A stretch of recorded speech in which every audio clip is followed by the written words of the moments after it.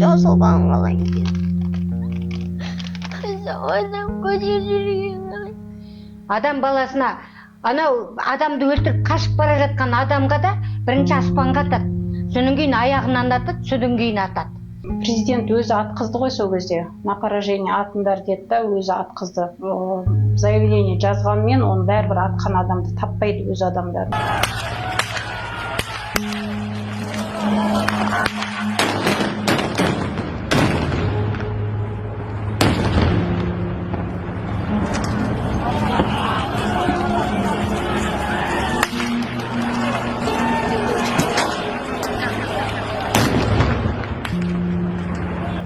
Міне батырларымыз жатыр.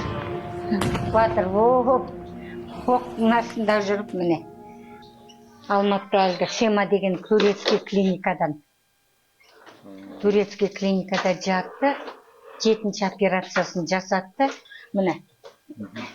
Мына жерде тесік еді чұқыр. Мына жер чұқыр болатын. Мына жерден оқ алған жері, мына жер әлгі кейін менингит болғанда операция жасаған, сол жерлеріне пластинка қойды. Пластинка қойып бекітті, енді серке жағында жатыр алды, оқ тиген жері. Чұқыры. Енді сол ем алып келді, енді беті шыңқыреп тұр, денесін бәрі бөлтіп кетті. Енді 20 бәленбай күн жатты. Салмаған антибиотиктер қалмады ғой енді, шындап келгенде. Ана антибиотикке уже қабылдамайды. 8 ай болды ғой енді, дәріден дәрі, өкілден өкіл. Ана антибиотикті қабылдамайды, анализ тапсырады, мына антибиотикті қабылдамайды.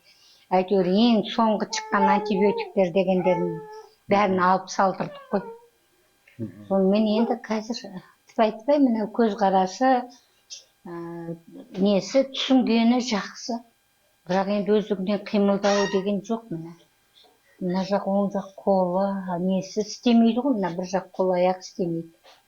Берік енді қаңтардан бері уже 9 ай өтті.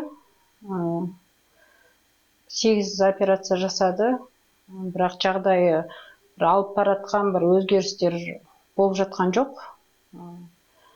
Жаңағы мықты дәрілер, уколдар бәрін жасап жатыр. Бірақ әлі бір битіп бері қараған жоқ.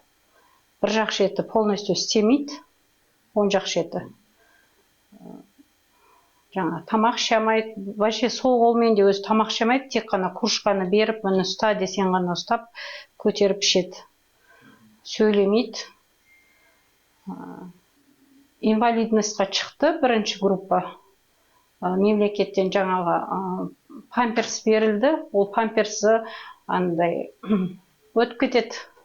Өзіміз ночной памперс сатып алып жатырмыз, соны сап жатырмыз. Ана памперстан онша жарамай жатыр. Ең алғаш әлгі комада жатты, неде жаттың десе, халық көмектесті. Халықтан айналайын, халық көмектесті. Сол халықтың көмегінің арқасында больницаға 6 рет па 7 рет жатқызып шығардым. Платные бар, порталы бар. Порталы өзіне портал болғанмен жандағы жатқан кісіге ақшасын төлеп отырдым. Сол мына соңғы 2 операция, күрделі операцияларды Болат Абилов көтерді. Сол кісі көмектесті. Мыңда бір рахмет. Бұл енді әрбір операциясы миллионнан асып жығылды. Күні өткен жетте ана адвокат Жанара Балғабаева екеуміз прокуратура шақырды. Прокуратураға бардық. Қандай айып тағып ол? Бұл кісіге ешқандай айып тағып отырған жоқ, ол кісілердің тағатын айыбы жоқ біз жаққа. Біз наоборот бергенбіз заявление, біз бергенбіз өтініш. Кім атты, қалай жағдай болды, бізге нетіп беріңіздер, анықтап бер. Сол жайынан попытка к убийству деген не ашылған, іс ашылған. Енді ол істі Бостандықский ропта жатты. Ропқа да бардық следователь жігітке, тергеуші жігітке. Бір жас бала екен, созды, күні осы өткен 7-ге дейін созды.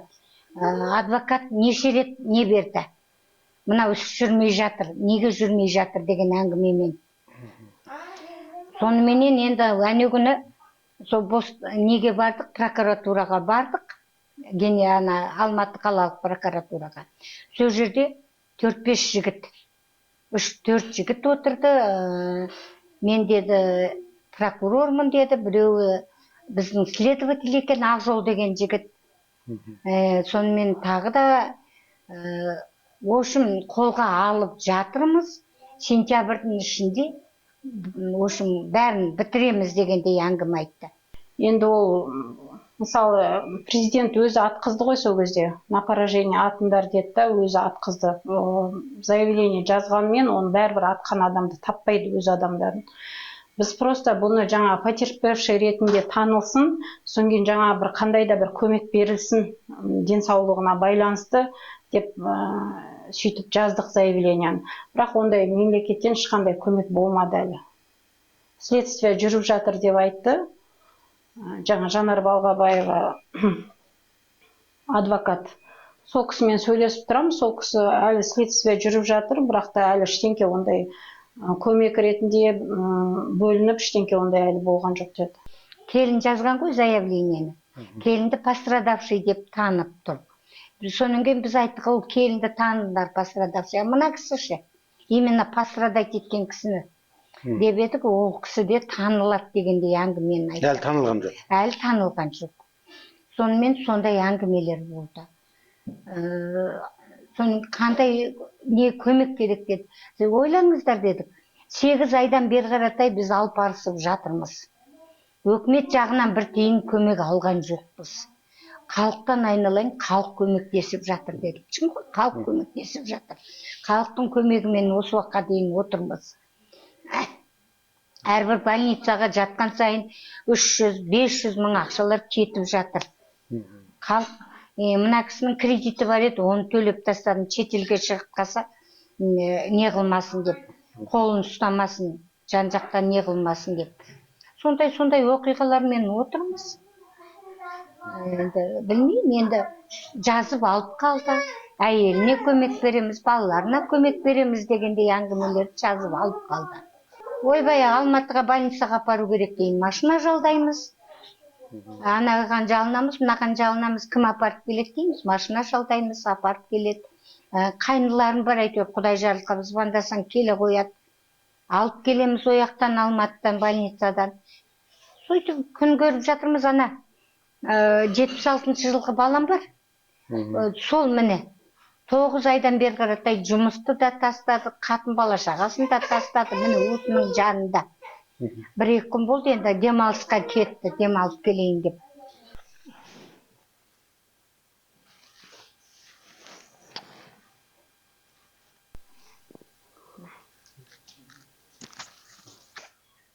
Мен әкем жазылған қалайын деді. Біз ойнап көтеріп жүрген қалайын. Көтеректен әкем жазылған қалайын.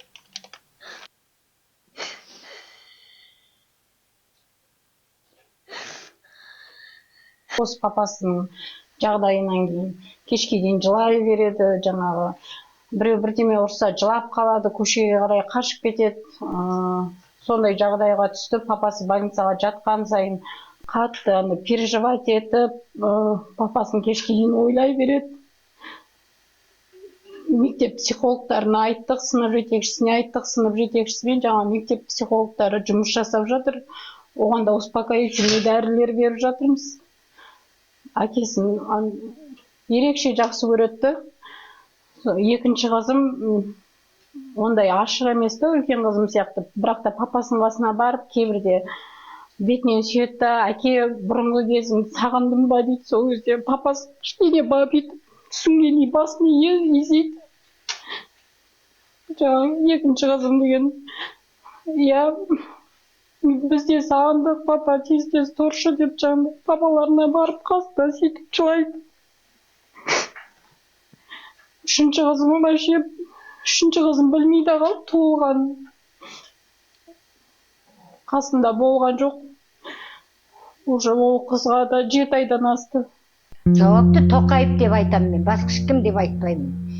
Соларды без предупреждения оқ аттырған Тоқаев адам баласына, анау адамды өлтіріп қашып бара жатқан адамға да бірінші аспанға атады. Содан кейін аяғынан атады, содан кейін атады. ол еще қолына қару ұстап кері қарата жүрсе атады. А бұлардың қолында түк жоқ.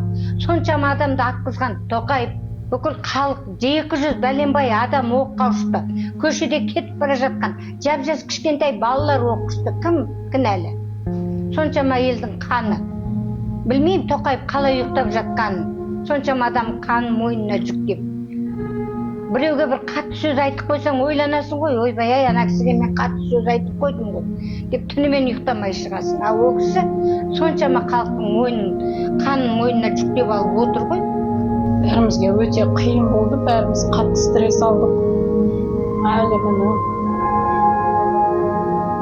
ол деген мысалы мирный митингке шыққан адамды білмеймін, не үшін атты, қалай атты, оны қандай террорист деп ойлап атты, қолында ешқандай қаруы жоқ. Сол жердегі адамдар айтты, ту ұстап тұрды беріп деп. Ту ұстап тұрған адамды білмеймін қалай атқандарын.